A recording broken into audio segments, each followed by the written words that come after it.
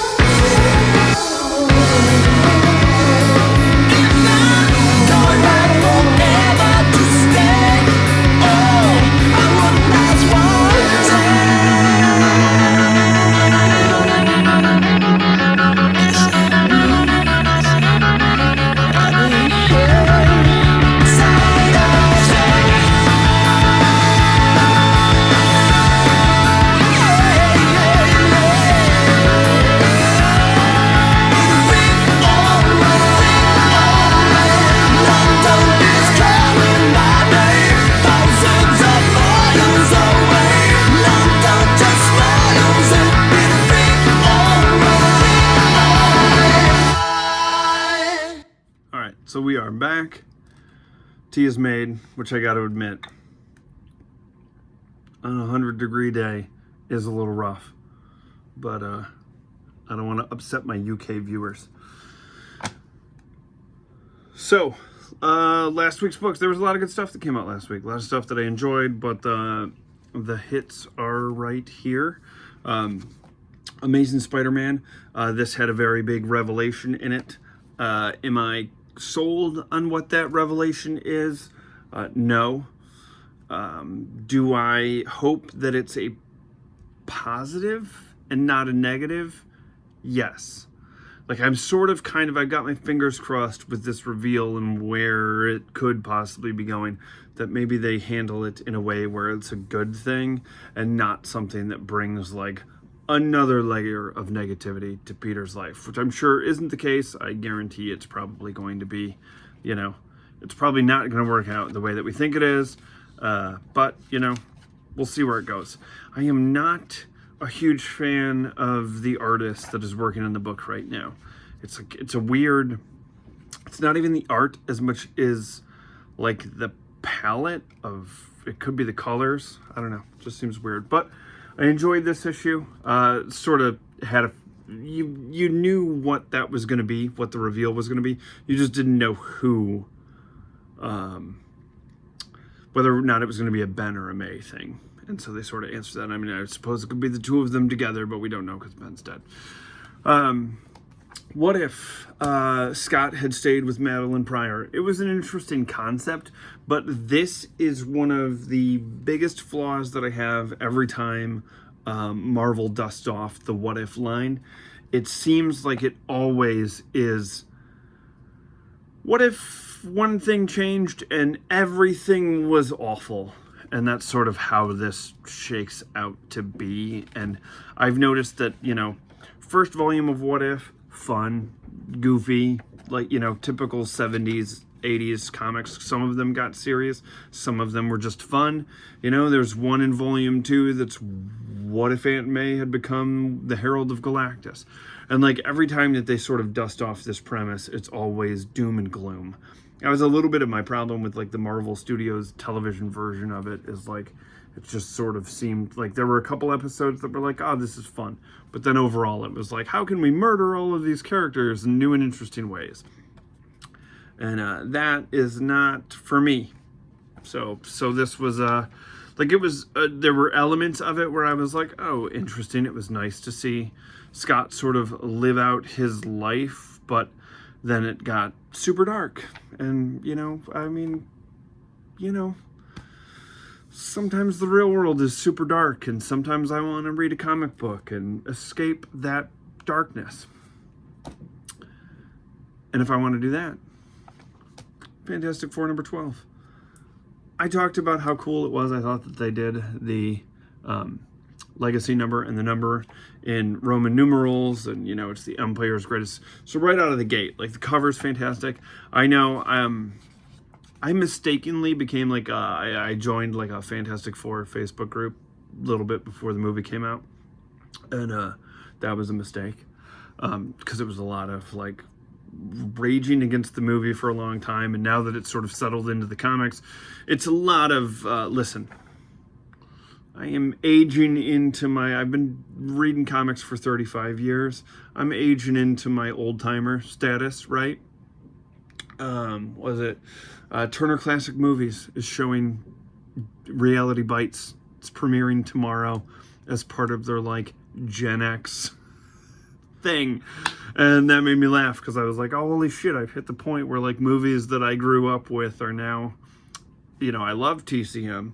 But it's mostly because my wife and I watch a ton of movies from the 40s, 50s, etc. So then when they were like, hey, Reality Bites is, anyways, point is that in comics I'm becoming an elder statesman as we go. And so in this Fantastic Four group, one of the things that I noticed is it appears to be a lot of old timers that are like, I don't like the newfangled Fantastic Four and their stupid art. And granted, the art in this issue is not fantastic, and there could be better choices. But it seems like people are very angry about Johnny Storm's mustache, and I just don't think it's that big of a deal. There's also an element of the body horror with Reed aspect where his eyeballs are stretching. Seems to rub people the wrong way. It doesn't bother me as much. Is it what I'm used to from reading years and years and years of Fantastic Four? No. But does it bother me? No. I love this book because it is like steeped in science. There was even some stuff in here that I looked up where it was like drawing on history, and I was like, oh, holy shit, they're really like, they did some research. Everything in here is, pulling from real world things and kind of putting a sci-fi twist to it, I really enjoyed that, Johnny says flame on in Greek. It's great. It's good. This was a lot of fun. It's rare. I know a book's good when I like, the whole channel is like, I'm not really trying to convince anybody with this to buy any comics. Like, that would be dumb, because I don't think, there have been people that I trust that tell me that I'm going to love Micronauts, and I go out and I buy the whole series and I hate it. And so I don't expect that anybody's going to be like, I really trust Sean. And I think, but like, I just want to talk about what I like. And I don't even really like, I'm not going through every book, because if there was stuff where I was just like, oh, that was an issue, I'm not going to talk about it. But this was fun. And when I was done with it, I like, my my wife came in the room and I was like, holy smokes, check out this, look at this, because I was excited about it. And anytime that happens, I'm like, that's probably the book of the week. And it wasn't. There was a better one waiting in the wings for me. It was not this. Iron Man number 6. I loved the first 5 issues of this. This issue sort of missed the mark for me. I don't know what it was. It just felt like it was like we're trucking along with this new sort of status quo with Tony. And then this one just sort of felt like it was like, we're going to kick it back to the time period when Norman Osborn was Iron Patriot. It was just weird. It was a good, like, it was a fine issue. But it was not my favorite. And I mentioned that when I got home, I realized that it was like the cover was torn, and then there was a splash page that had this weird coloring mistake. So I was like, oh, fingers crossed my shop has another copy of it when I went in there today, and they did. So that was one of the things I picked up today, was a replacement copy of that, because I'm not a super condition guy, but when it comes to new books, it's like, you know, a spine tick here or there, whatever. But like, this is 2 tears on so I'm like, I can just hand this one off to Hank and he can do with it as he pleases, because he loves Spidey and Iron Man. My favorite book of the week, Cyclops number 5. I have gushed about this series so far. I am a Cyclops fan, and I will say I had not. Which is weird for me because I really focus on creative teams behind the Corner Box Classic stuff, but I did not do a deep dive on who was doing this. But it's a writer named Alex Pecknadel, I believe, and I wish they would give him one of the bigger X books. Cyclops stranded on an island, fighting off the Reavers. There are some young mutants there that the Reavers are going after, and Cyclops has promised to rescue them. And at one point in the earlier issues, he mentions that they might have to train to be an X-Men so that they could take care of themselves. And so at the end of the issue, and this is a spoiler, you know, Cyclops, obviously this is the end of the miniseries. He winds up rescuing these young mutants. He gets them to safety. And the young girl, May, that he rescues, she's like, you know, I've been thinking about what happened here to Micah Elvin, you know, about what I do when it happens again.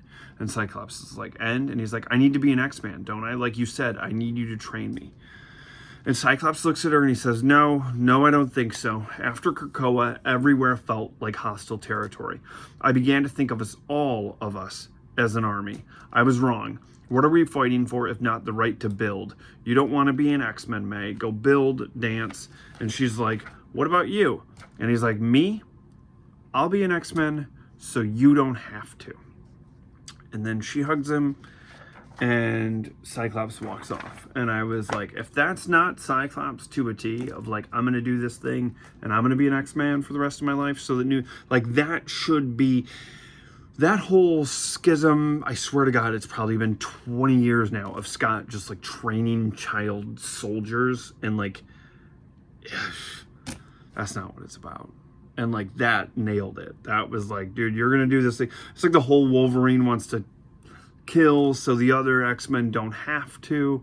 This is a similar thing, man. Scott's gonna carry this weight and be the stoic leader so the other kids don't have to.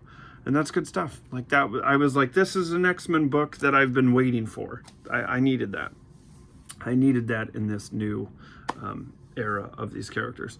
So, what I picked up this week. Back Issue Magazine. You slap a Kitty Pryde and Lockheed Paul Smith on a fantastic magazine that is all about like people writing about comic books, and I am gonna eat that with a spoon. I'm gonna be all about that. This one, oh man. So the kiddo, occasionally he will see something that he likes at the store, and I am not one to want him to think that every time that we go to a store, he's going to be able to get something. I struggle with the comic book store, because how do I take him up there with me every week while I buy a bunch of comic books and then have like tell him that he can't get something, right? And so he is obviously he's very obsessed with the Disney Plus cartoon Spidey and His Amazing Friends, and much to my concern for future psychiatric bills, his favorite character appears to be the Green Goblin. And I understand on the show he's like a tricky prankster, and he's colorful, and he flies around on a glider, and he throws pumpkin pranks, not pumpkin bombs. So of course the kid's gonna be like, that's the one. So he saw this Spider-Versity #2, and he was like, glider? And he pulled it off the rack, held it up, made me take a photo with it, and then was like, I'm gonna go read this comic book, and walked into the other room, sat down, and started flipping through it. And he's not white gloving it, you know, so I was like, well, I'm buying that, you know. And I was like, but that was the Spider-Man miniseries, where I'm like, I'm not buying that.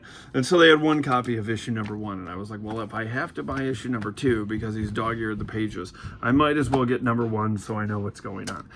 And I'll probably hate it.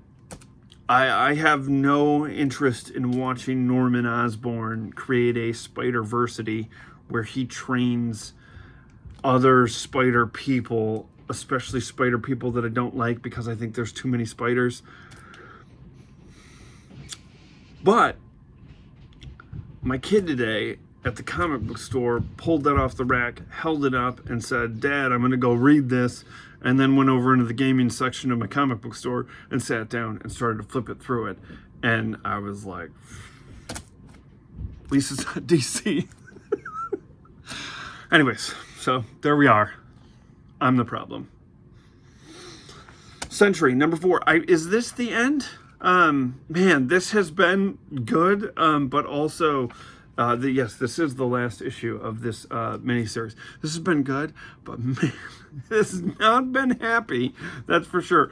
Art's interesting. I think it's in the time period of like when Sentry was kicking, because I cannot remember the last time that I actually saw that character like legit in main continuity, but that could just be me. Mortal Thor. I have been enjoying this. Really dug Immortal Thor, and have been enjoying Mortal Thor. Different artist. I prefer it when it's Pasquale Ferry. Interested to see where it goes. I don't know. I've been digging it. I don't know how everyone else is feeling about this, but it's been enjoyable. It's been nice to see like a depowered Thor, I suppose. Black Cat. This series started out great. I was super jazzed about it, but the like Mary Jane stuff was good, but wasn't as good as the stuff that came before it. I am not typically a Punisher guy, so I'm kind of interested to see how Black Cat interacts with Frank, since this book tends to be a little bit more lighthearted, so I'm kind of interested in that. Captain Marvel Dark Past. I'm a big Carol Danvers fan. I don't necessarily enjoy the conversations that get brought up every time I mention that I'm a Carol Danvers fan, because it always seems to delve into some bullshit conversation about movies that I liked but other people didn't. But it is what it is. This one's hearkening back to her past, and I dig that character's past. There's a lot of X-Men stuff entwined in it, or intertwined in it. You know what I mean. So yeah, so I've been digging it. Written by Paul Jenkins. He's a good writer. Civil War Unmasked. I thought this, when I picked up the first issue, I thought it was going to be a bit more of a kind of a follow-up on a Battle World thing. I didn't realize this was going to be like, we're reframing some stuff in Civil War to give a little bit more context to an event that happened 20 years ago. I liked that event. I like Christos Gage as a writer. I liked the first issue. It was good. It was interesting. First issue was heavy on an X-Men angle from Civil War, which I appreciated. Just, it wasn't what I thought it was going to be, but that doesn't mean it's bad. I just had to sort of like flip how I was like, oh, okay, we're in there and we're there. Speaking of DC, picked up Fury of Four-Year Storm #3. I've enjoyed the first 2 issues so far. I've talked about this ad nauseum, but I've never really read any DC, so I have no concept, and so this to me is an indie book. There was some characters that showed up at the end of issue #2, which I am sort of familiar with, just from being in this life for 35 years. Watching a couple cartoons or something, or having friends that are into DC. I have like a passing knowledge, but it's not like I'm in an Encyclopedia Britannica like I am of Marvel knowledge. So it's been interesting. It's been good. There's sort of a thing that's happening that's making it bounce between 2 artistic styles, and I kind of like when that's done in comic books. That sort of, gets me going. That's a kick-ass cover. I've enjoyed the first 2 issues, loving the angle of Matt being a law professor, and any time that you can get Spider-Man and Daredevil to team up or cross paths is a good time for me. So Stephanie Phillips has been doing a great job with the first 2 issues, and I am excited about #3.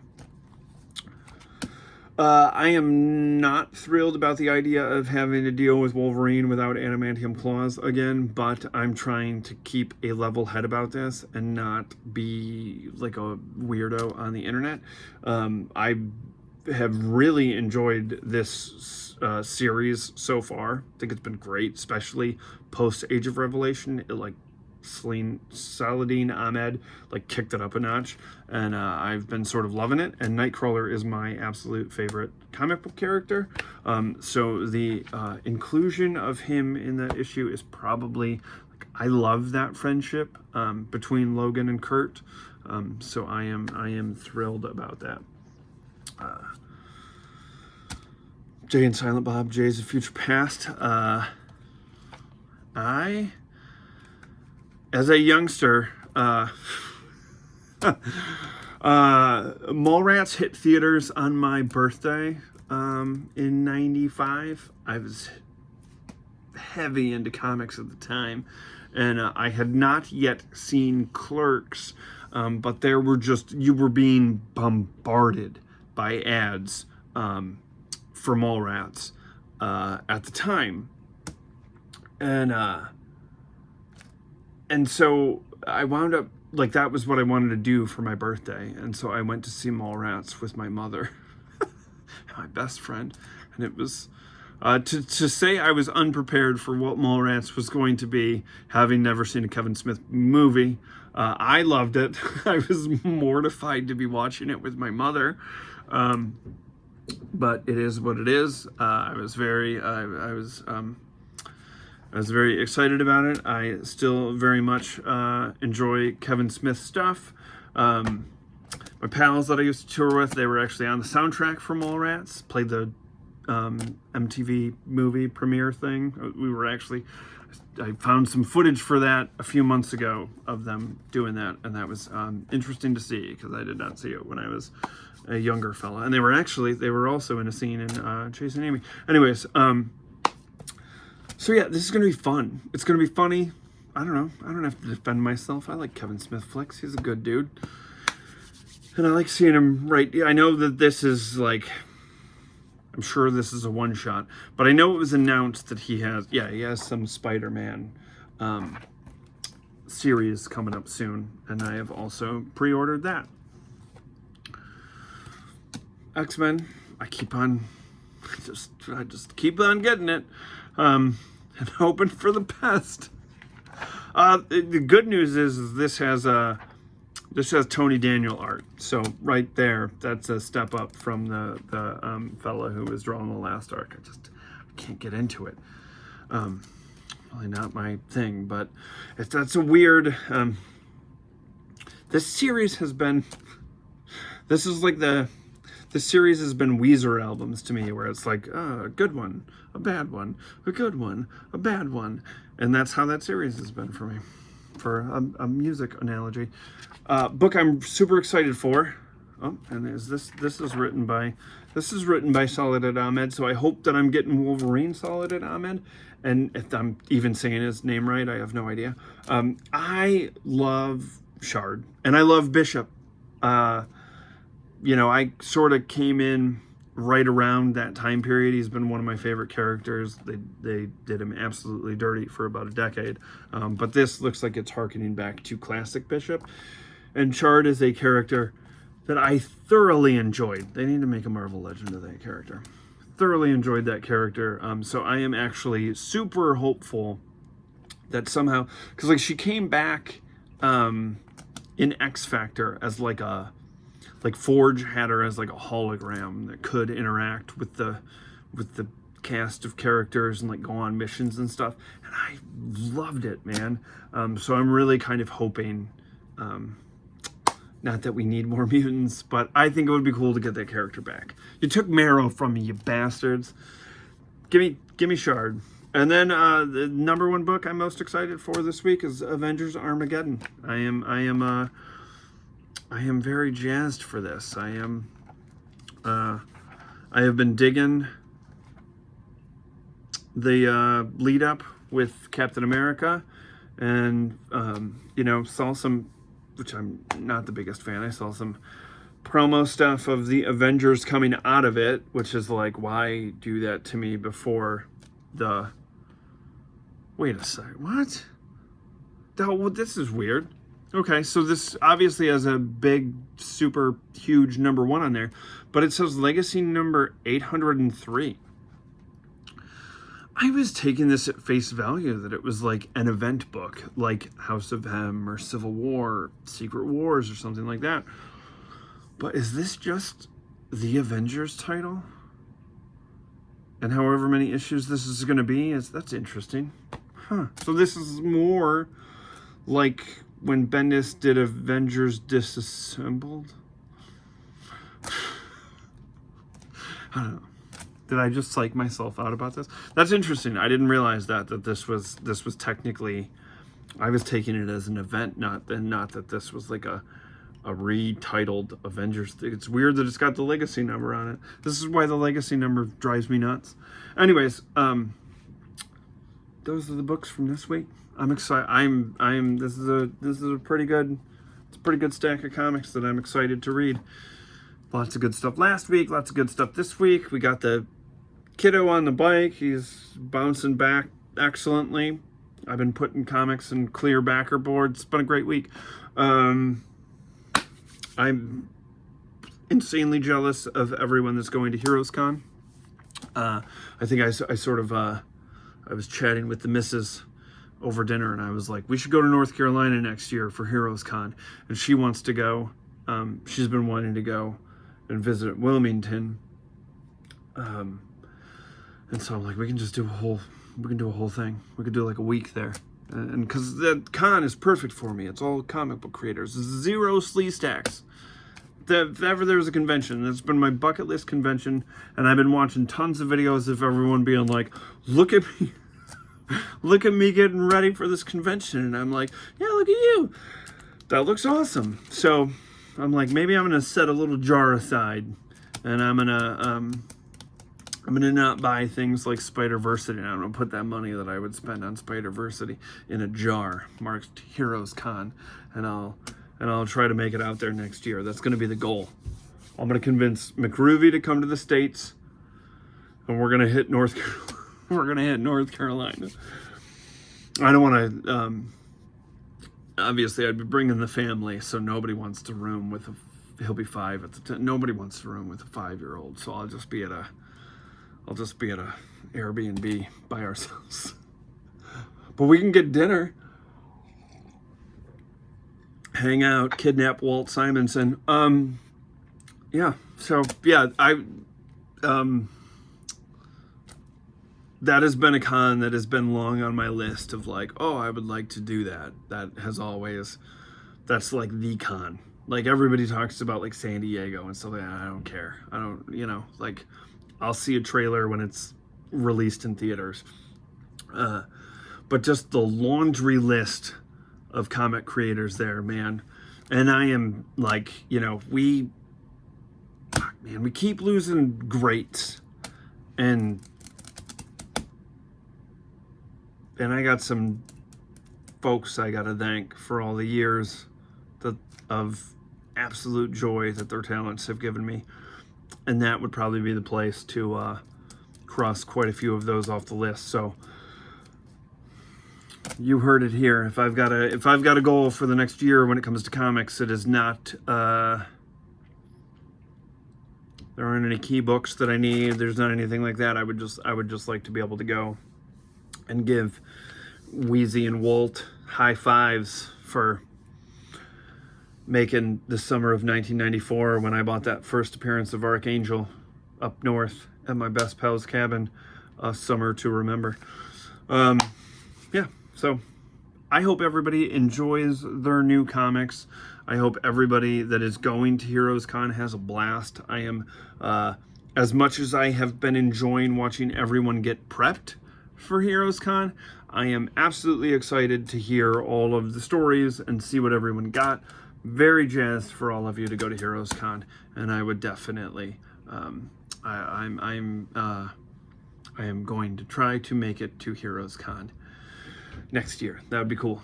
So I'm gonna split, go read Avengers number 803. Yeah, Cornerbacks Classics this week. Oh, it's a Cornerbacks Classics first. There's a DC title in there. And if you're familiar with what came out August 10th, 1982, you'll know what book it is. But that's my hint for what's coming up in Cornerbacks Classics. So that'll be this weekend. Yeah, so new comics. Everybody enjoy your comics. Have a blast at Heroes Con. To everyone else who's not going to Heroes Con, we can like do a Zoom or something and talk about how much we're bummed that we aren't at Heroes Con with everybody else. So, you know, thanks for sticking with me, and thanks for taking this ride with us. Bye.